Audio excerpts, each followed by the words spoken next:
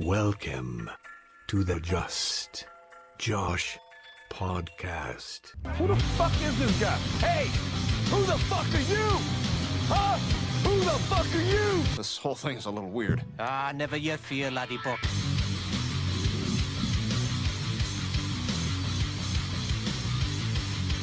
Is that 311? Beautiful Disaster? Towards the end? No, it sounds like it, right?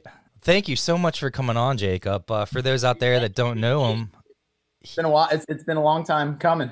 Well, yeah, I've been trying to get a couple of you on, and I know you just talked about Chris texting you or calling you or whatever, and I've been trying to have him on forever just because I really want to get good people on here, just kind of get what you have going on out there. And what I love about you, and the reason I really wanted to have you on, not only are you a musician, I get a lot of musicians on here, but you're a photographer, you have Nothing Negative Company, and then you also have, what was the other thing? I forget. Musicians Daily? Yes, Musicians Daily. So you're doing like a ton of different stuff here. But not only do you do a lot of that stuff, you do multiple things, you do it very well. Anyone can take nice quality photos, but I think a photo has to tell a story or has to kind of have something about it other than the fact that it's, you know. No, yeah. It's just a nice, you know, you're using a nice photo. And I have to say, I've met very few people that I think are so consistently good, man. Well, that means a ton. It's kind of a wild journey how I even kind of got to this point. I mean, without going too far into it, because I mean, I don't want to take all day. No, I mean, feel free to talk about how you kind of got into photography and stuff like that too. I mean, I'd love to hear kind of your journey. Yeah. So, being a musician, being an independent musician, I've kind of used social media and all the tools around me as a platform. And I've kind of got the attention of some local businesses around my area. Like, hey, I really like the way you represent your band online. Can you help me with my gym or my juice shop or like my personal brand? I'm like, yeah, sure. Why not? I'm like, just make a couple social media posts. And I have my own understanding of social media too.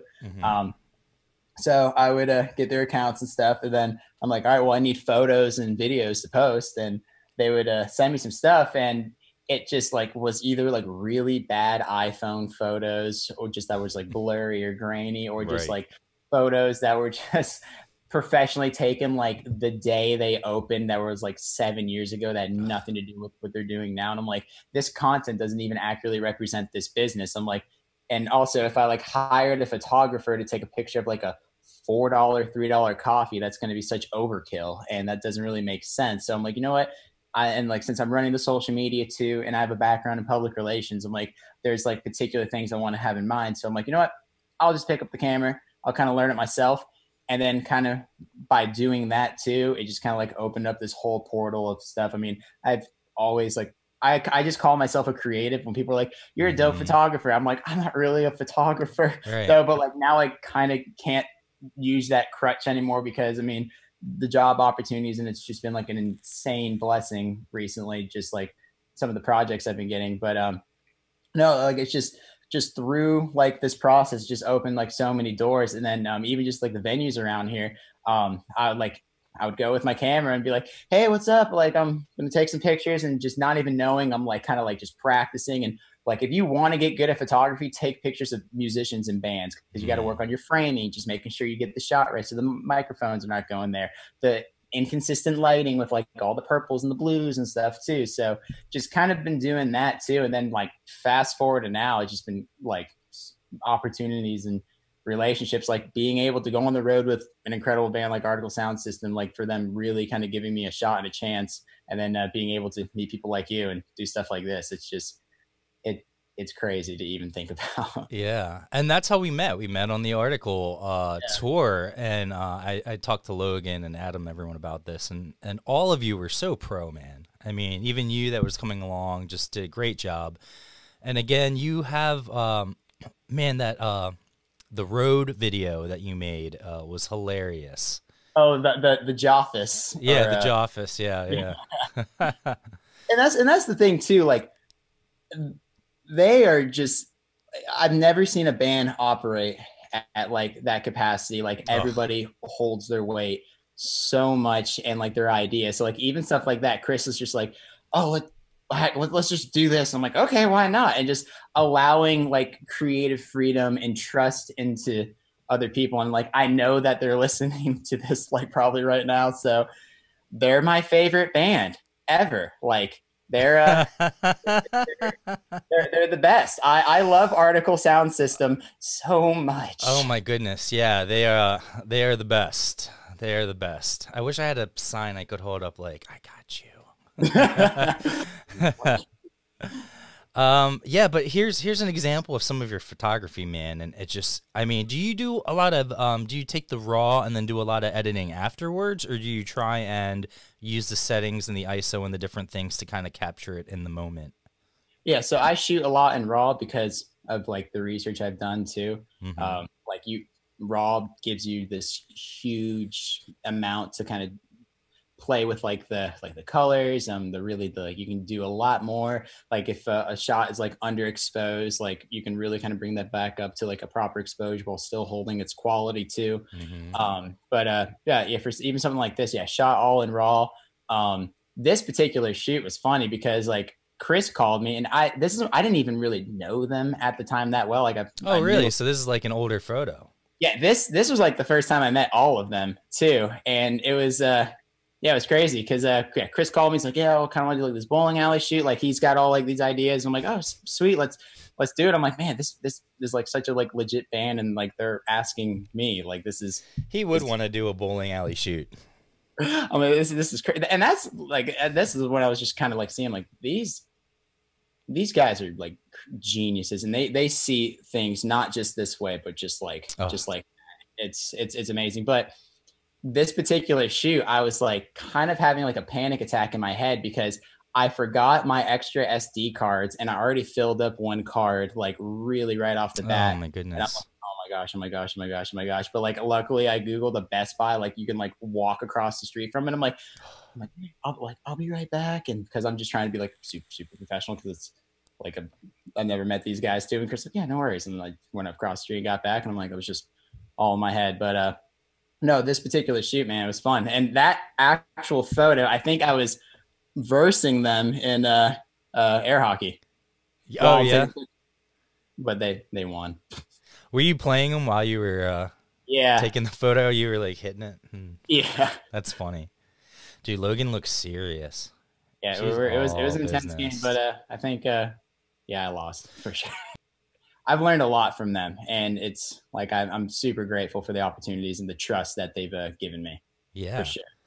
So one thing I wanted to talk to you about personally, this is kind of selfish, and people out there are probably going to be like, I don't want to hear about this. This is boring. But this is interesting to me.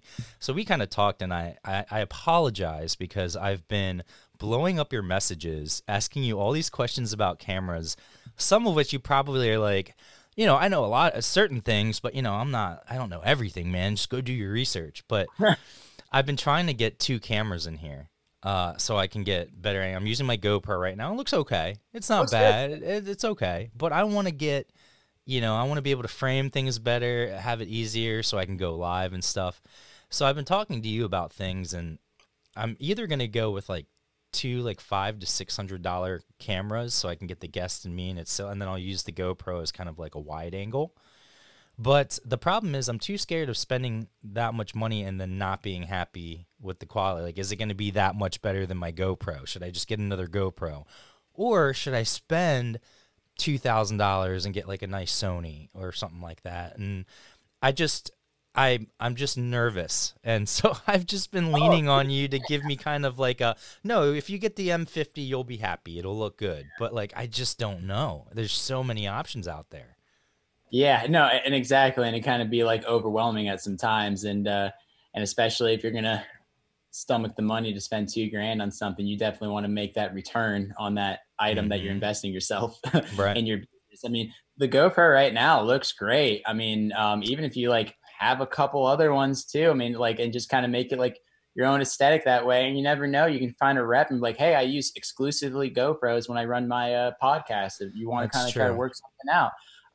But also I think the Canon 80D it's such a good workhorse of a camera. And it's a pretty good kind of introduction to see like what direction and avenue you want to go. If you want to kind of keep it base level, just kind of a interview, podcast, very just kind of camera on a tripod, simple. But one day if you're like, hey, there's a band down the street and I want to go take their pictures, Right. that camera easily operate in that capacity as well. And it still holds like competitive levels, still like all these entry level cameras coming out now. Cause dude, people are like, oh, we got 4K, we got 8K, we got 1000K quality. It's like my computer can even handle that. Oh yeah, I was gonna say I try to export 1080, 30, and it's still like 100 something gigabytes sometimes if I have like an hour or more. Unless I'm doing something wrong, I could be totally doing something wrong, but that's the thing. I'm always doing something wrong too.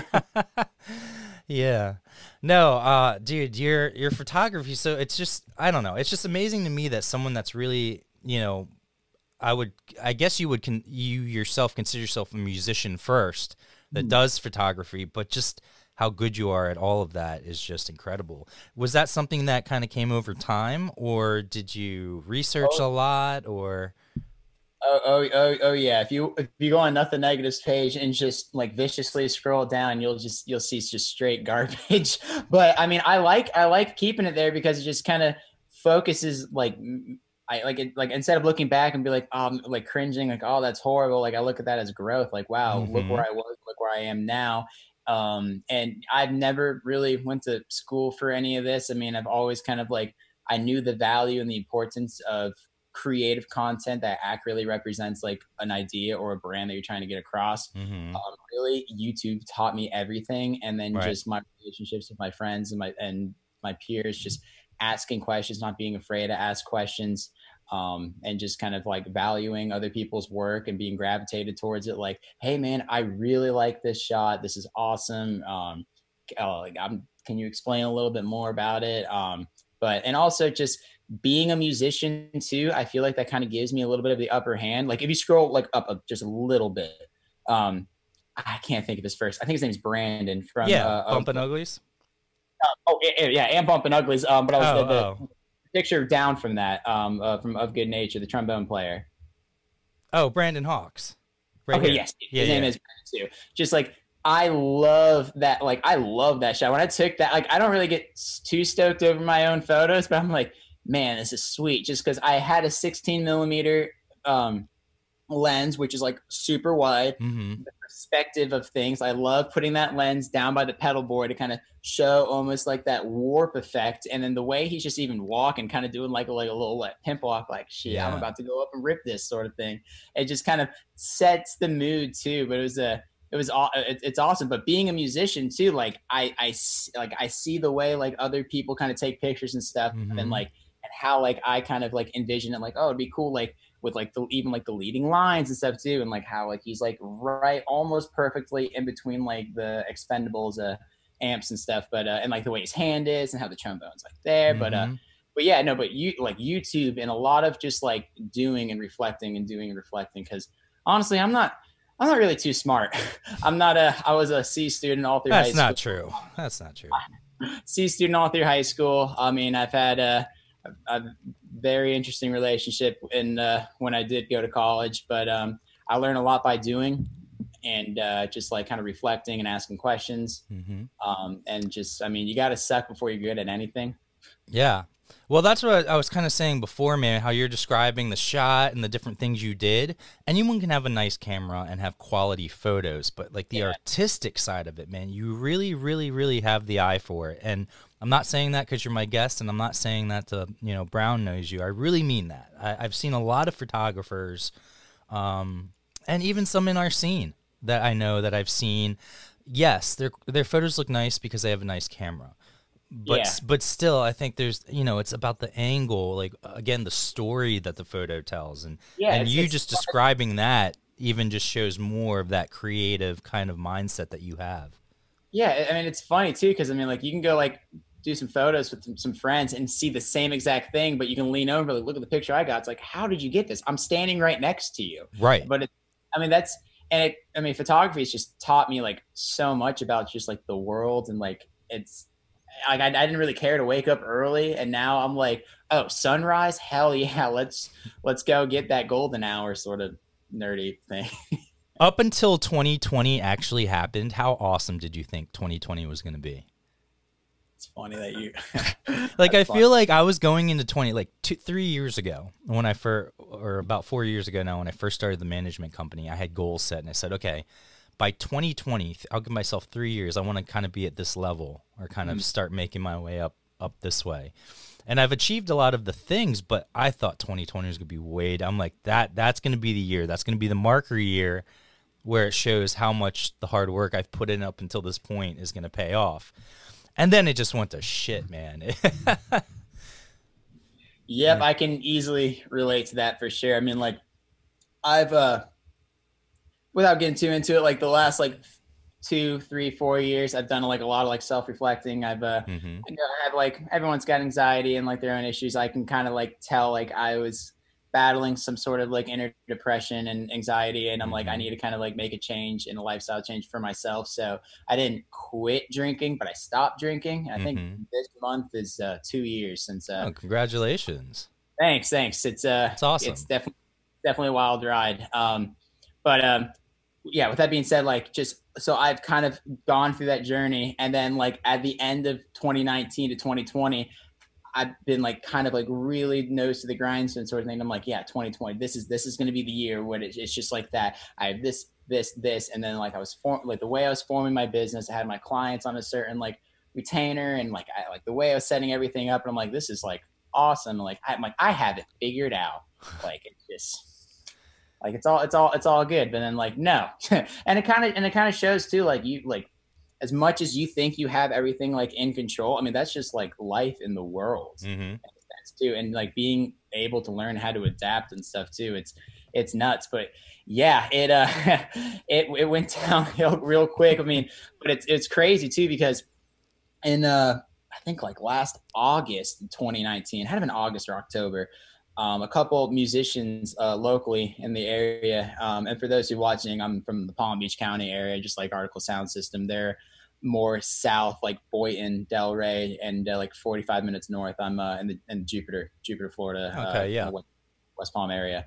But 2019 in August, October, a couple like incredible musicians, Tabitha Meeks from Mona Lisa Tribe. Amazing all-girl folk band. Got to check them out. But she came up to me and she's like, why don't we have any like folk festivals in South Florida? And I'm like, yeah, I don't know. Like it's a lot of it's like kind of like reggae, or just like a melting pot of everything, or just country. Right. And then I'm like, yeah, like I've noticed that. She's just like, we should start that. And I'm like, sure. Yeah.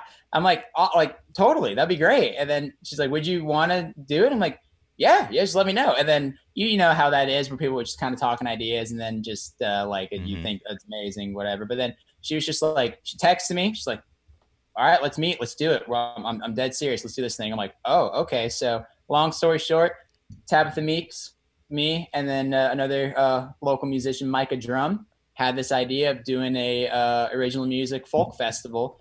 And like Tabitha really like that. She did so much with that. It was amazing. But we did it February 1st. And it was such an incredible turnout. We had so many people for just a couple local musicians, just have an idea. We had musicians fly into all like original stuff, because I call my music Sunshine Soul, where it's like beachy South Florida, kind of Jack Johnson-y, Donovan Frankenrider, Ben Harper, whatever. And then kind of like the soul, like that's the sunshine, but then like the folk element too, because like I love Johnny Cash, Tom Petty, all that stuff. But no, I'm trying to think where I was going. No, I got it. Yeah. So anyways, festival, great turnout, February 1st. And then shit really hit the fan in March, and everything kind of got shut down. And she's just like, man, could you imagine if like we planned this festival in like the end of March? I'm like, oh my gosh.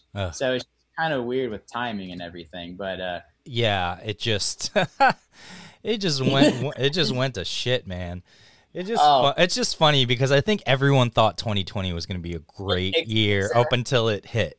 And usually everyone doesn't have like such a positive up. Like it was, I remember like everyone's like 2020 is going to be my year, and everyone's like, "You go, girl," and everyone's like, I'm gonna take over the world in 2020. It's like you do your thing, and everyone's like just so for it, and then just. But I mean, I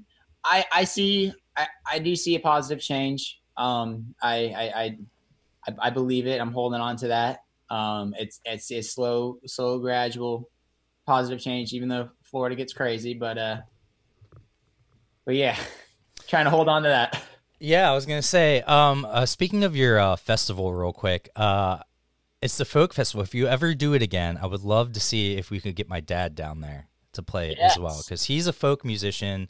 Right now, he's doing these like live Zooms for like retirement homes and stuff like that to get, kind of give people some cheer. Every Wednesday, he does this cafe kind of a deal on Zoom. So I'll have to have him on the podcast and then put out the info and people can check it out. But he's great. Yeah. And yeah, no, that's awesome.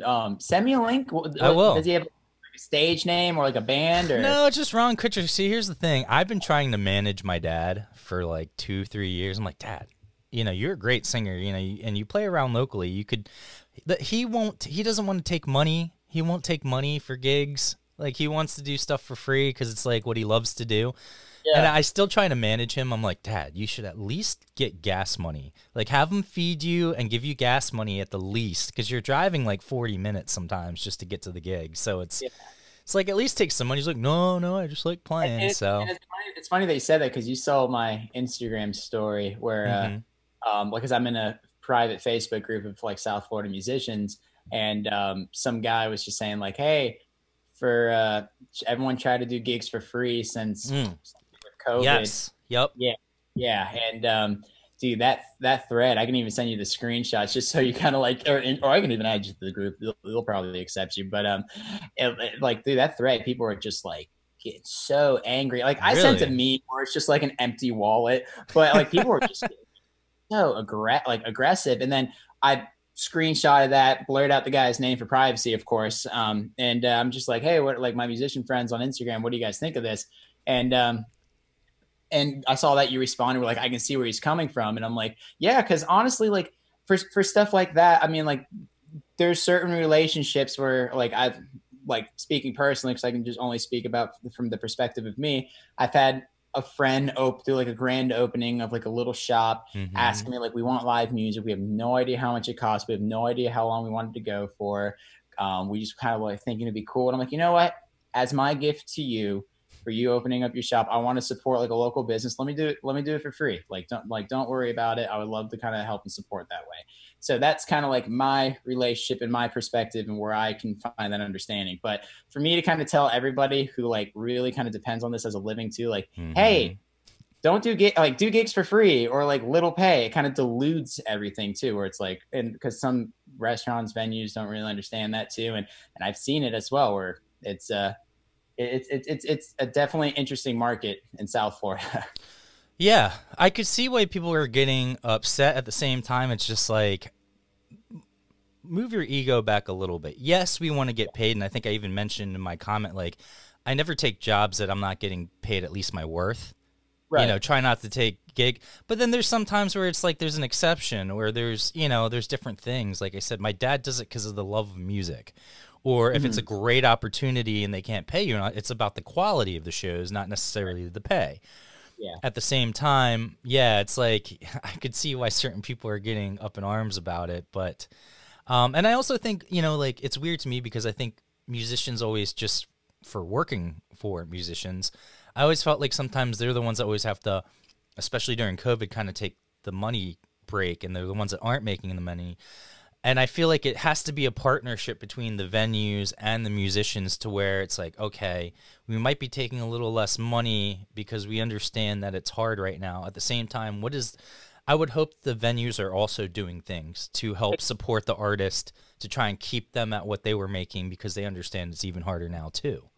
Exactly. And that's kind of like the approach I was doing with certain places like a few months ago. A lot of things are kind of going back up, but before, I was just kind of like saying like, hey, like, instead of bringing them more problems, right, I was kind of providing solutions. So I'm Mhm. like, hey, I can play 2 hours straight with no breaks if that helps. And instead of instead of the standard pay being this, we can kind of meet somewhere halfway in the middle. Does that work for you?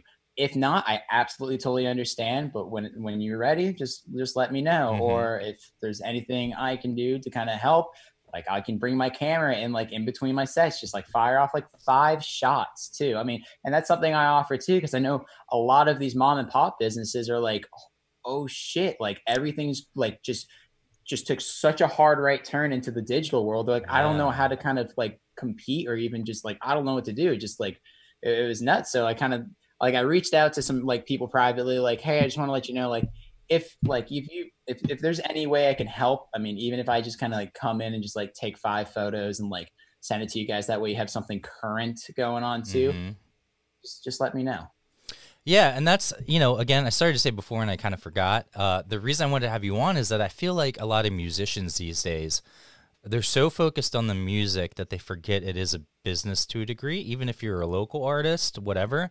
And having the ability to do the things you do adds value. So even though you might be a musician, like you said, in the middle of a set or something like that, you can go take professional photos, which adds value to what you're doing, and then also gives you more opportunities with these different restaurants, because they're saying, well, I don't have to pay a photographer $200-300 or even more. I assume pros are asking even more than that just for a photo shoot, but I can pay this guy to play music and then also get a couple shots out of it, and then that's a great deal for us. So I think it's so important to be able to do that. Yeah, I've offered that at private parties when I get asked to play a private party. I'm like, well, I also do some photography, completely up to you. Because I mean, obviously, you don't want to be like sell, sell, sell, sell, sell, sell, sell, because Right. the people are like, just fucking relax. Yeah.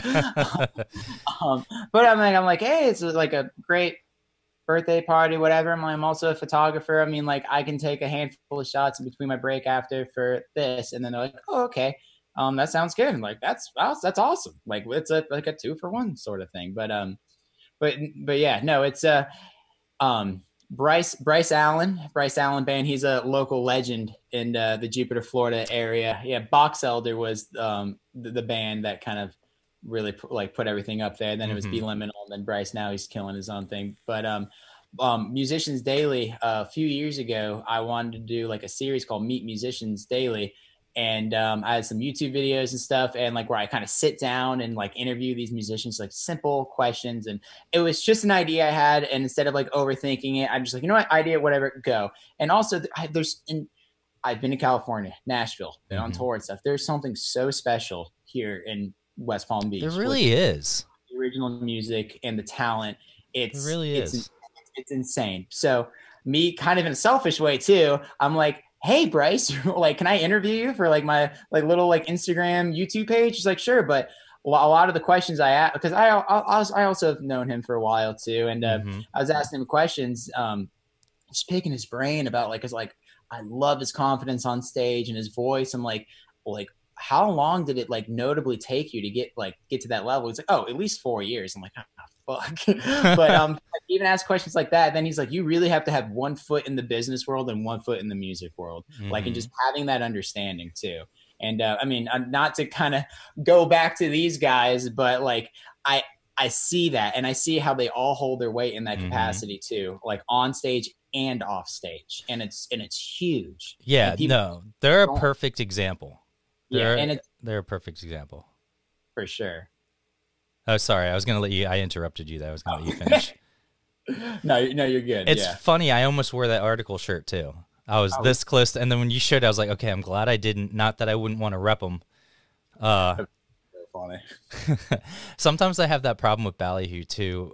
People always bring it up because they know me through those guys, or just in general, through the music scene. And, I just don't want to overdo it. I feel bad. Not that I'm sure they don't care, but it's just, I don't want to like blast them too much, and then people think I'm all up their ass or anything like that. But I'm the same way, where like I would go like support like one of my friends. I'm like, oh, no, like wear their band shirt and like be in the front row. But it's like, damn, that just like so when we pump the brakes a little bit, maybe sit in the back and be like, hey, this band's pretty good, right? It's like, who the fuck are you? The only I keep switching back and forth, but I hate the one regret I have about COVID.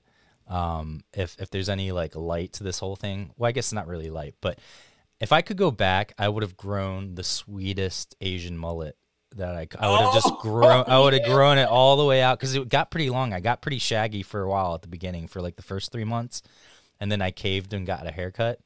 But man, I could have had a sweet mullet right now. You could have been talking to like party in the back, business in the front. Anything Bobby Lee's mullet? Oh, did you see The Cabin? No. Oh my goodness. Okay, so Bert Kirshner has a new Netflix special called The Cabin. Okay. And he tells his wife, he's like, babe, I've been working too hard. I drink too much. I eat horrible. Like, I can't, I just need to relax. So she thinks he's going to like relax for a couple days, but he's actually shooting a, shooting a show. And she's like, how's it going? He's like, and she thought he was just going to go by himself. And he ended up having like Tom Segura and a bunch of all these other comedians come on. And Bobby Lee was one of them.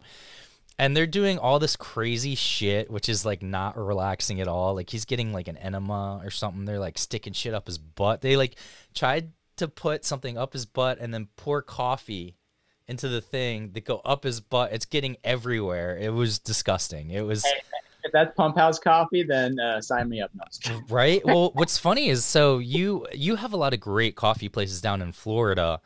And I have Bones actually sponsors our podcast, which is great. So when the guests come in, I have like 15, 16 different flavors of coffee.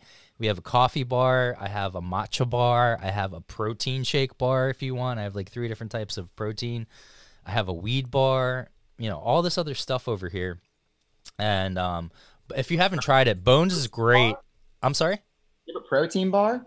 Yes, I have like protein bars, and then I have like different you know, just for guests, because, like, you know, a lot of the musicians are on tour, so they can come over, we'll film a podcast, they can do their laundry, they can take a shower, they can jam, they can have some coffee, you know, whatever they want. And a lot of them work out, and they don't get to eat well, so I'm like, if you want a protein shake or something like that, and I have a little blender, like one of those bullet blenders, and I even have a smoothie bar, because I have all those Daily Harvest smoothies in our fridge.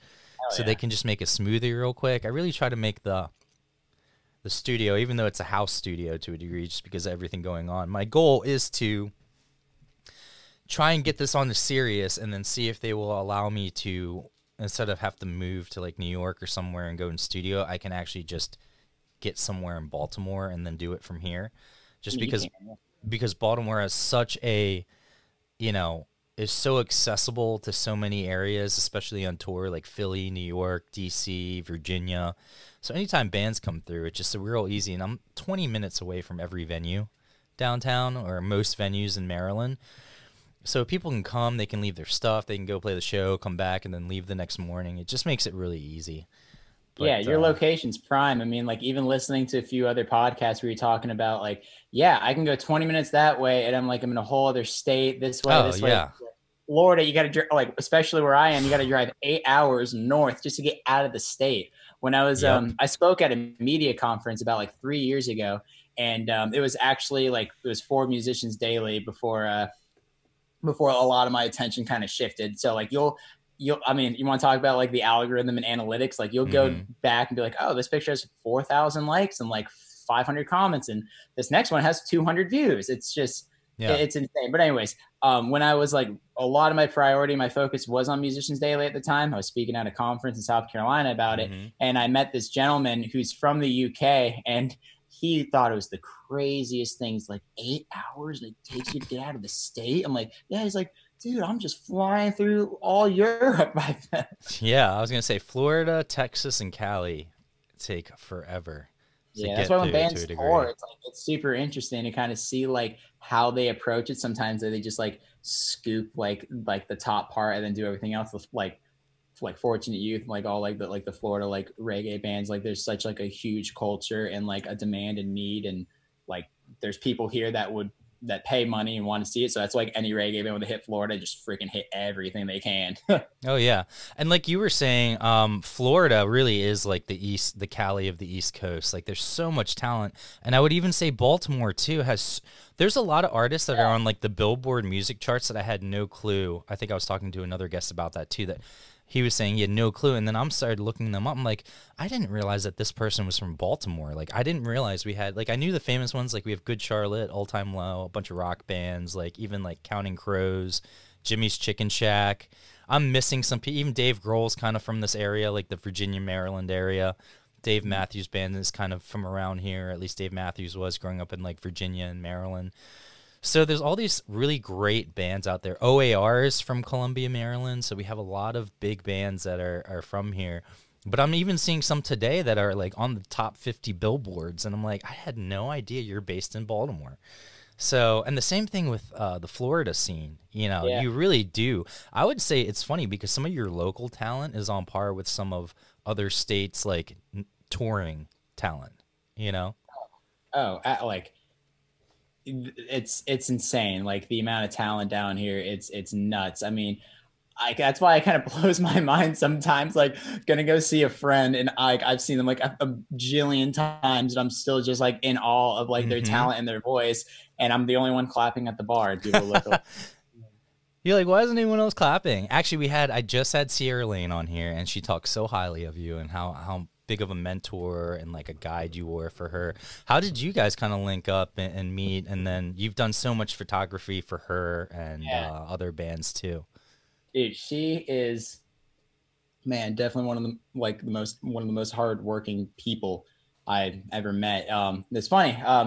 We went to I'm older than her. I'm 25.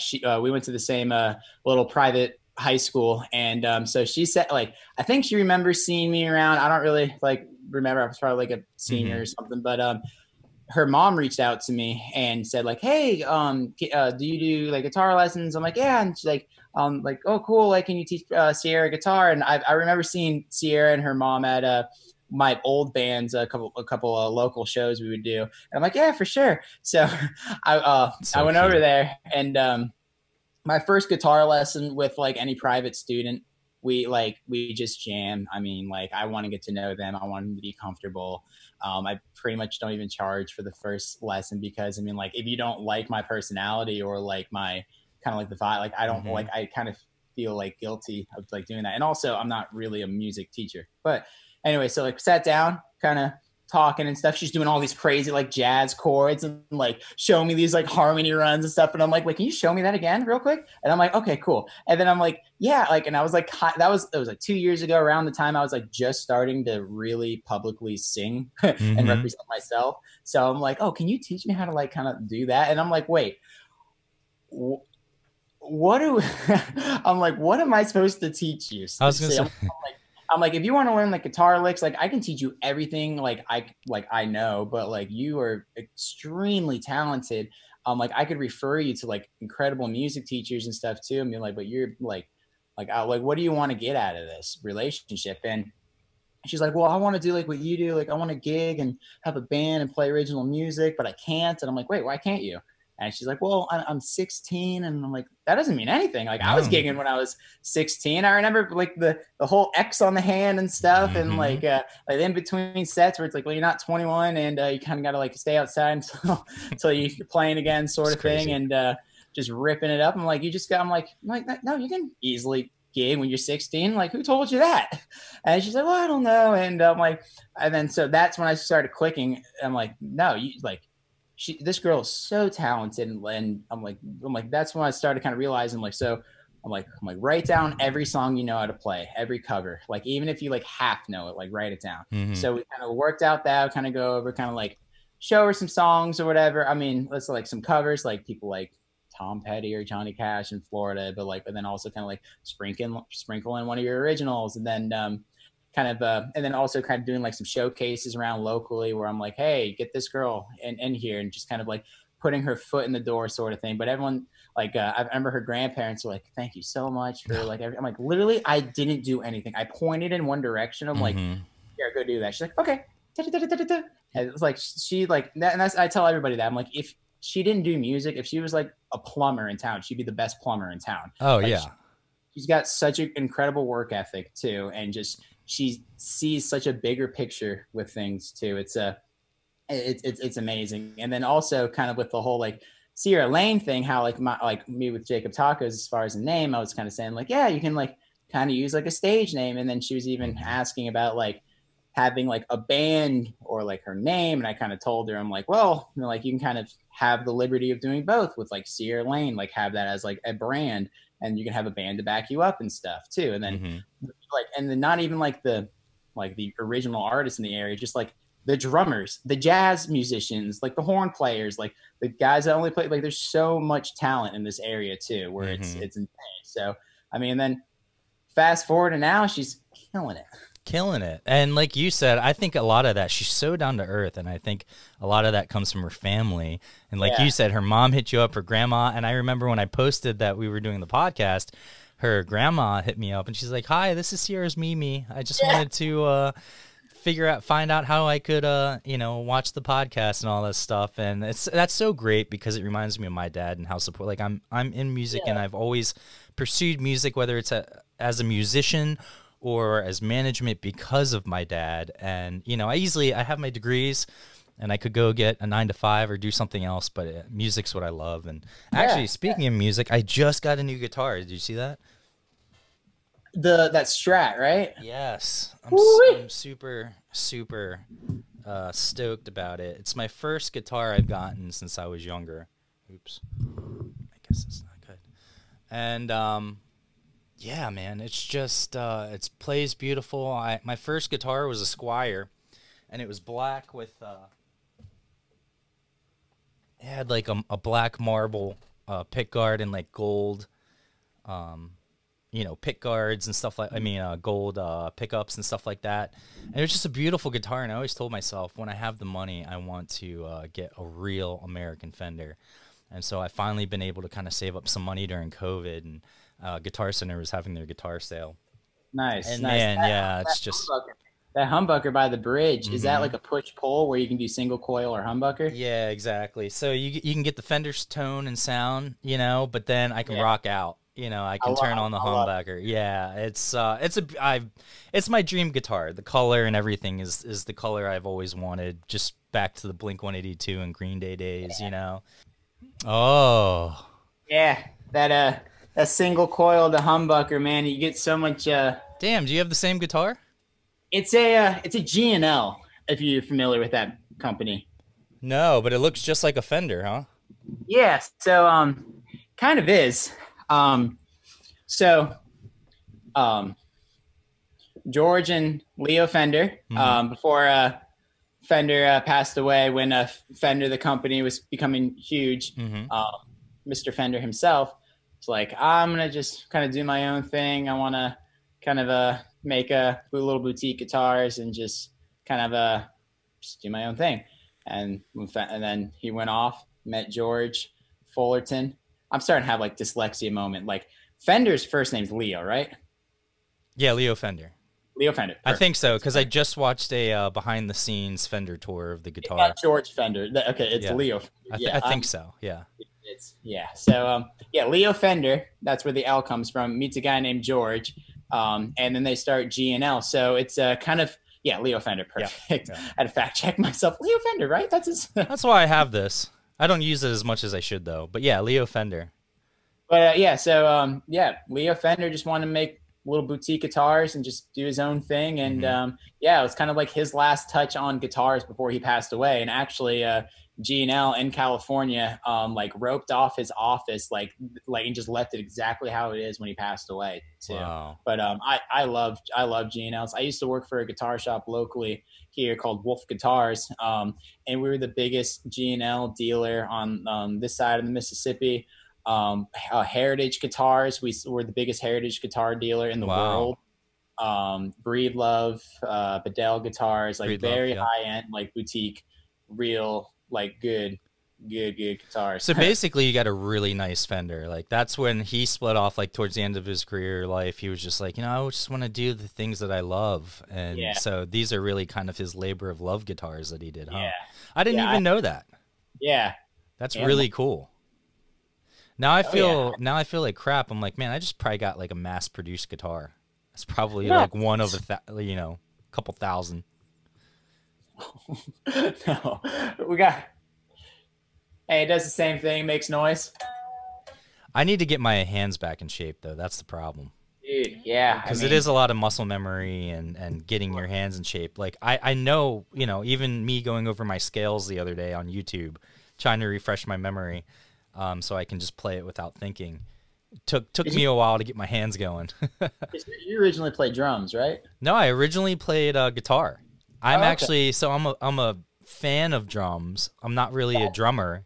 Just like you're a musician, but you kind of dabble in photography. Yeah. But even though your stuff looks great, that's kind of how I am. If anyone was to hire me, like if someone was like, "Hey, we need a musician to come on tour with us," I could go play guitar on tour right now. Same with drums, you know, because it's more ear. Guitar, they would have to show me the songs. I couldn't just pick it up and start playing like I used to be able to. Like I can, don't get me wrong, I can do it by ear and just play, but to really like to get on like a Chris level, you know, of guitar playing on tour where you can just rip. It would take me a couple weeks to learn their songs, but drums I could just go on tour because it's all by ear. You know, I can hear it. I'm sure there's better drummers out there, but I was gonna say I play well enough. I'm above average at every instrument. The only thing I can't do is I can't sing, and it sucks. I think everyone thinks they can't sing, and maybe I could. I probably do have a range where like a producer could sit down with me and say, it might not sound good to you, but you sound great when you sing within this range, or if you sing it like this, it sounds good. Then I could kind of get used to like how I sing, and then know. But since in my own head, I just don't like when you hear yourself speak. Like doing a podcast is like the worst thing you could do if you're like your own podcast. That's why you need that producer to come in here. What are some of your favorite comedians, or who? Oh man, well, like Bert Kirshner, I like him. He's pretty funny. Oh, John Mulaney is hilarious too. Obviously, Dave Chappelle. Yeah. Let's see what some of these other Netflix ones, because a lot of them are on Netflix. Bill Burr, did you see his SNL opening? It was hilarious. No, but I gotta watch it. It's been popping up on my feed. Bill Burr's so funny. I mean, I just like his delivery and his confidence when he like tells stories too. I mean, like some people get intimidated by it, but I mean, like it's like I hear other comedians kind of talk about like the intensity and the passion of Bill Burr. But I love it. He's awesome. He's a legend. Yeah, another one, Anthony Jeselnik. Have you seen him?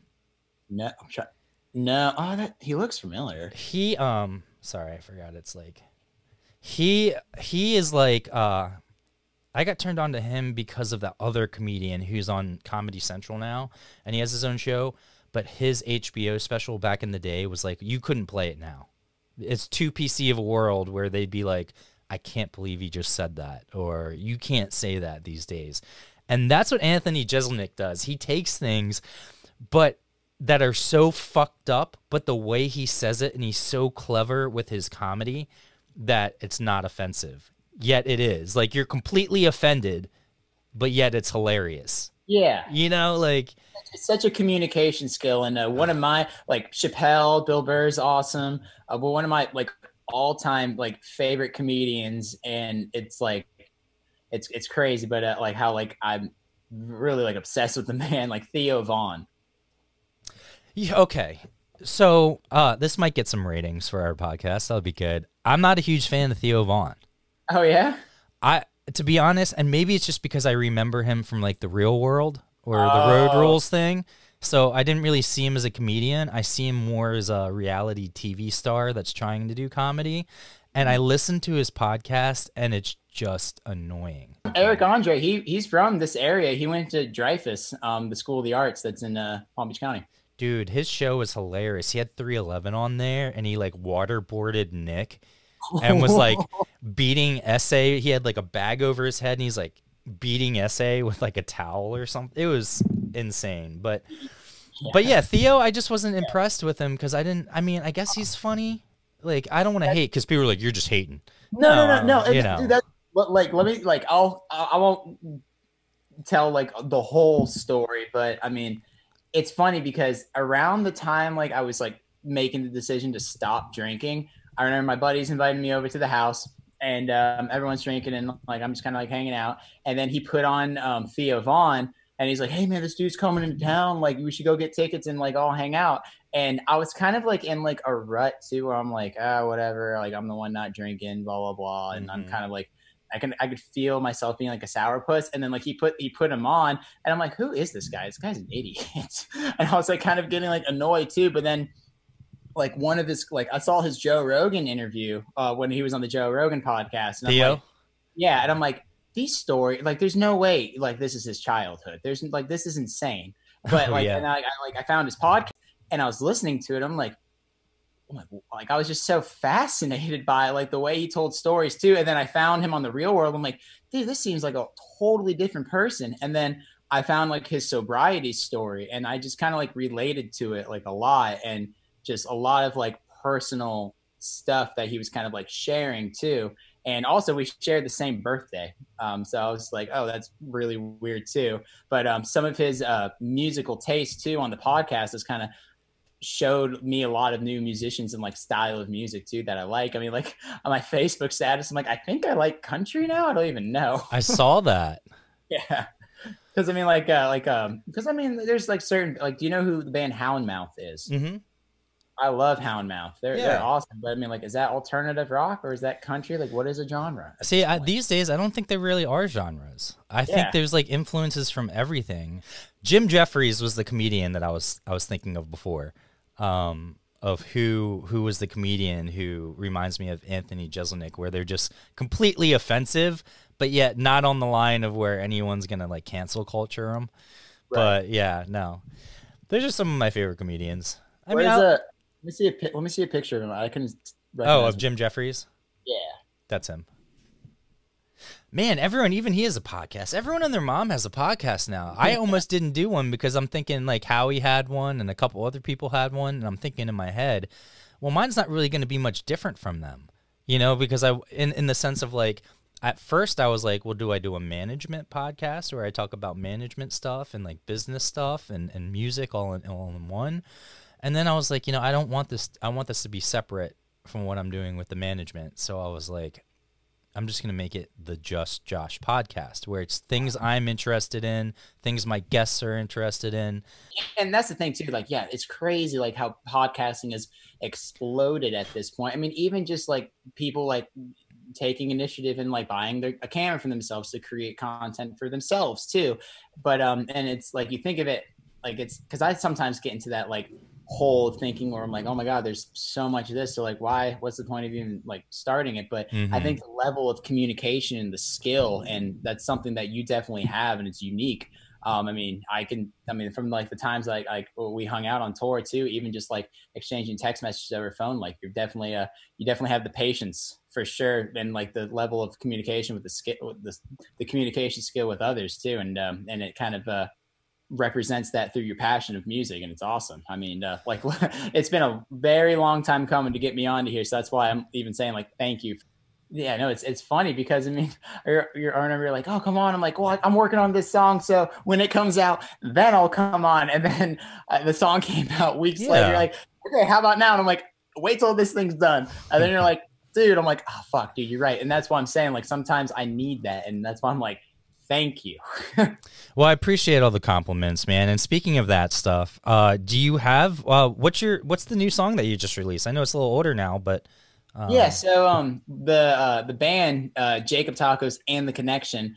I've been working on like this little EP, and then when quarantine happened and when Florida was in lockdown, and I remember everybody at the time was saying like, oh, like I'm writing, like my friends were like, oh my God, dude, I'm writing so much music. Like I like lockdown. And everyone's like, I'm doing this. And I'm like, shit, I'm not doing it. Like, I can't write a song. Like, I'm like trying to force myself to write this song, and it like wasn't working out. And I'm like thinking like, man, this is like, I was getting so frustrated with quarantine. So I was like joking around, like just screaming quarantine. And then I'm like, I also have never really written a song I liked in a minor key. So I was kind of get like, just, is this it? The quarantine song? Yeah. The quarantine song. So wrote that song Quarantine, and I'm like, this is awesome. But I started kind of getting like the content idea in my head where I'm like, hey, what if I like send this out to like my drummer, my bass player, and my guitar player, and my violinist, and they add to it while we're in quarantine. And then also, how can like we connect and relate to people as well? So I'm like, hey, like let's just do a quick, easy music video. Just like send me videos of you in quarantine, because at the time too, where it was like kind of serious, where it was just like, hey, like just stay home for a little bit, right. people. Like we're like it sucks, but like we're all in this together. And if everyone's not really kind of like understanding like what's going on, it's going to make it harder and longer. It is weird how this has divided America instead of bringing us together. And and everyone keeps talking from sides, and I'm like, well, this isn't a political sides issue. It's a humanity issue. It's a health issue. Let me you said something that just really made me think of a story. You know Gary Clarke Jr. obviously, right? God, I wish I could play like him. Man, dude, just such a cool cat. Have you heard his song "This Land Is Mine"? You know what that's about? No. So I might be butchering this story, but there is an interview out there, and I encourage anyone to see it. This is like that. This stuff is like still going on. So Gary Clarke Jr., mega guitar player. He's pretty much a household name at this point, I would say. Yep. He's a Texas boy. So he bought this property in Texas. And then I think it was like just early on, like the cops showed up at his house. And he gets out there. He's like, hey, what's going on? He's like, hey, we got a call and a disturbance of a black man on this property. He's like,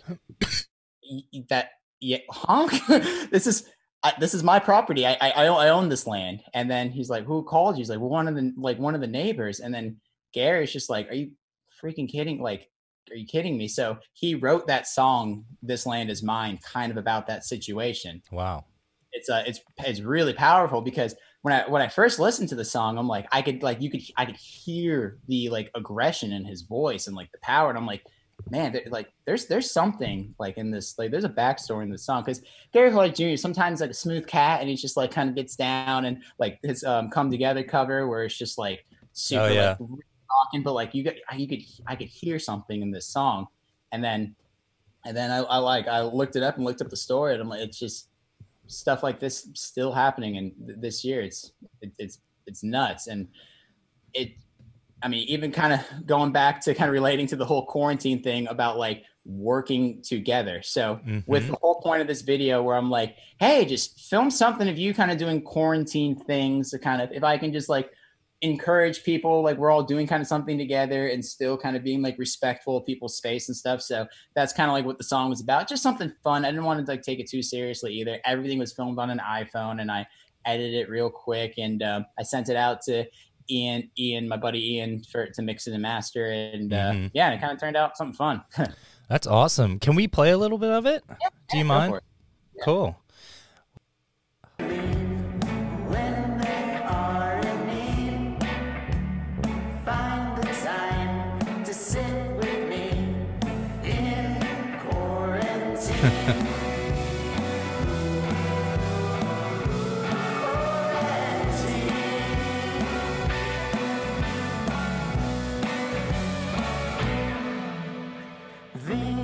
Days can seem the same when you are in need.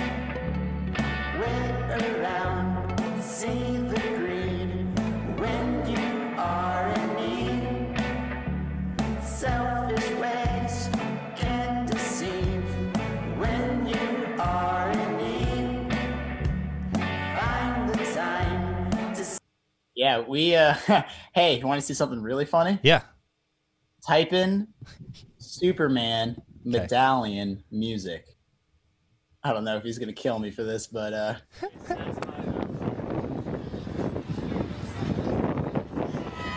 there we go, way back.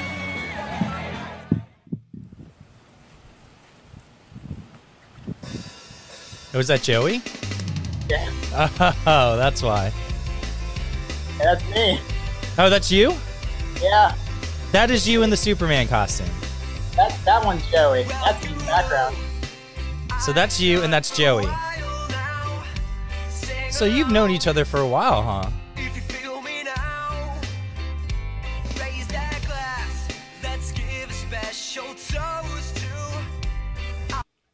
I miss see all my stuff. It sucks because I think these days everyone has like all this cool footage of them in high school if they were musicians and stuff. But back in my day, it's like we had VHS.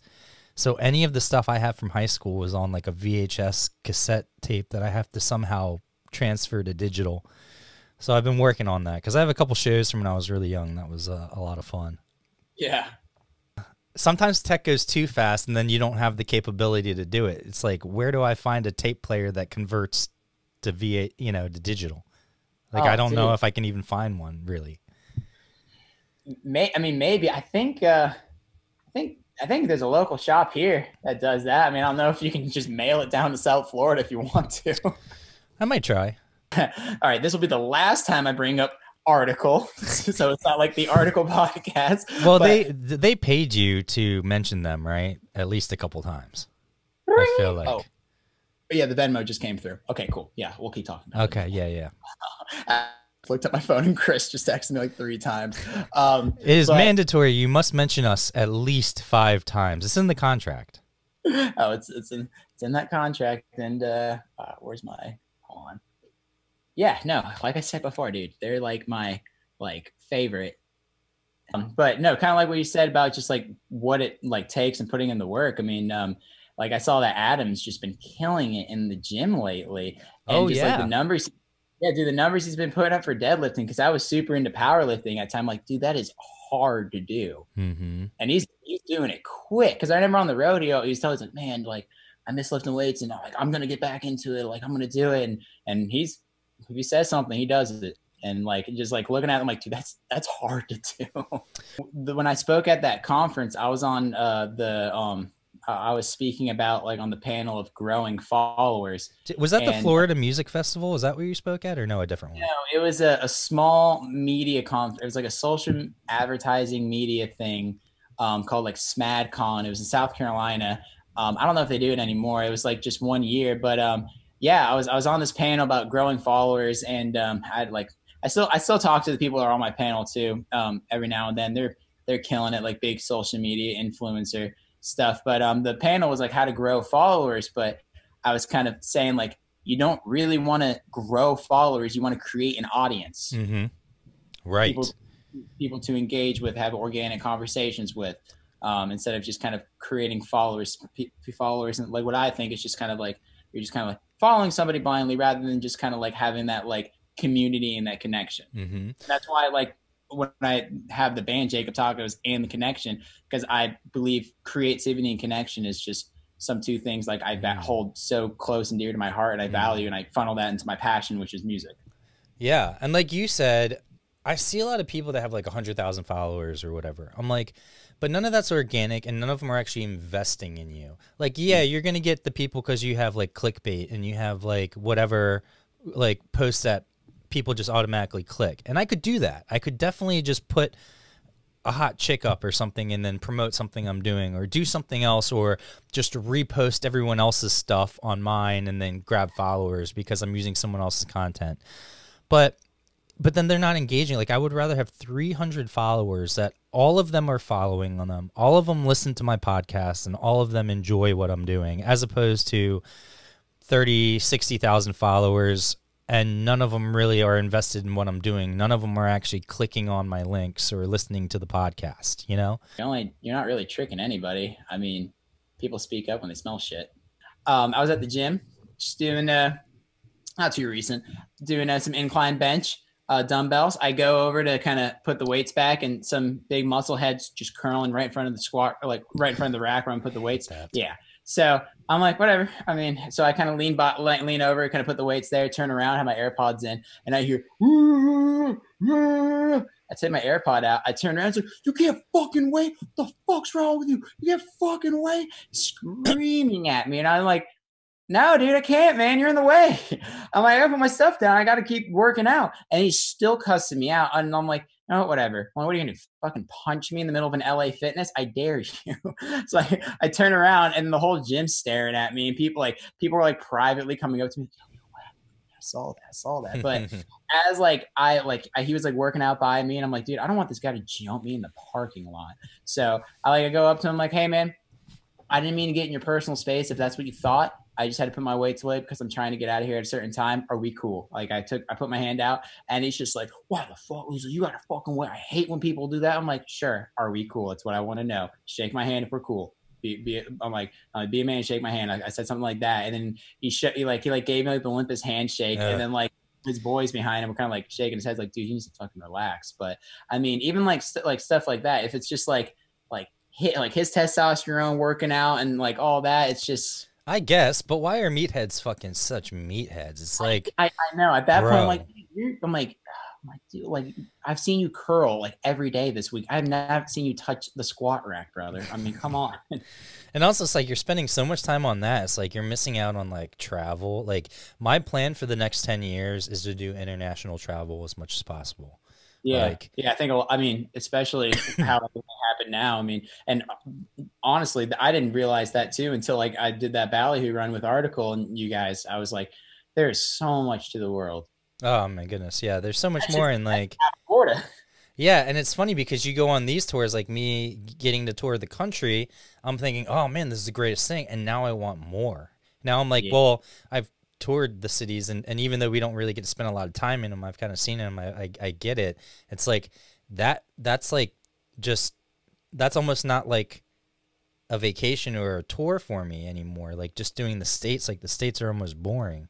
It's like, I've been to that city. I've been to here. Now I want to actually go to like Paris and France. And I really want to go see Aztec pyramids and do stuff like that. Like get to see the stuff I'm interested in as far as the history of the world. And I've, you know, you probably watched the Adam thing. We talked a lot about conspiracy theories but like, you know, there was a culture and there was a time where they had technology that we didn't have that might not be as advanced as far as computers go, but they had sources of energy and they had things that allowed them to build these amazing structures. Because, you know, there's no way in hell these pyramids were built over hundreds of years from, you know, different people like that, just for one king. Because even you can see now when people build things, they get torn down and then other things get built up in their places or whatever. Like, and from what I read, it wasn't, the Egyptians weren't the ones that originally built the pyramids. It was another civilization way before them. They just ended up using them, like the Sphinx and other things. So I don't know if it was the Sphinx or the pyramids, which ones, but then they built around their communities around that, you know? And the more like, the more accessible knowledge that we get, I feel like we're going to be finding a lot of interesting things. Before I let you go, is there anything else that you want to promote or have anything coming up or, you know, anything else do you want to talk about Artikal again for another 5 minutes? I'll say this, they are definitely the one band that I think is doing the most right now, as far as like on stage and off stage. They all, like kind of like I said before, they definitely all hold their weight, but I would love to see Saturday Night Live be like, all right, you guys host the episode, you guys act out all the skits, and you perform at the end. Show me a band who has the capacity, talent to do that. I don't know, but depending on when this episode comes out, this was a huge project I just finished called 111 Places That You Must Not Miss. And this is the Palm Beach version. There's a bunch of different versions out there. I think they have a Baltimore version too. Oh, really? Yeah. It's an international. There's some in China. There's one in Austin, Texas. This one will be out, I believe, November 8th, but you can get the pre-order on Amazon right now. I teamed up with a local down here, Crystal. Her Instagram handles Eat Palm Beach. She does a bunch of like food blogs and kind of supports the entrepreneurial independent business. But yeah, and we also like work through Pump House Coffee together. I kind of do their content, and she kind of has her hands in that business too. But yeah, she wrote the whole book about all like 111 different places in Palm Beach County that you must not miss. And I took all the pictures. I think there was like two. I think the Breakers, a really high-end hotels, gave us their photo to use. But other than that, no, this was this was something I did not imagine myself doing in a million years. So if you want to go see what's up in Palm Beach County and some of my photography, like just even an example, let me just show you something real quick. Yeah. Let me find. No rush, dude. Right here. Like even like one of these locations, just like kind of like a local hidden gem, just like this beautiful mural that was painted by Jason Newsted. Oh, that's cool. He used to play bass for a little band called Metallica. He lives in the area, and but yeah, so like there's he was my bass player from Metallica because he was in the band when I grew up before. Good guy. Yeah. But yeah, so that book, Jakob, Takos, and the Connection, the Sunshine Soul EP should be coming out hopefully in 2021 at this point, because we're just trying to kind of huck away at the studio, but take our time with it as well. Mm-hmm. December 1st, I will be releasing a acoustic EP of Create to Connect to kind of celebrate like the 1-year anniversary of just me releasing original music. I'm going to release a ton of acoustic stuff, and then other than that, I'll just kind of be still creating content and just doing a bunch of different stuff. I always got something going on, but as you know. So I appreciate you coming on, man. Stay safe in Florida, and we'll talk soon. Sure. Well, air high five. Ready? Have you ever done a hand hug? Oh, wait, I gotta do this hand then, or yeah. wait, no. Yeah, whatever. That's fine. It would work in real life. All right, buddy. Take it easy. All right, man. Yep.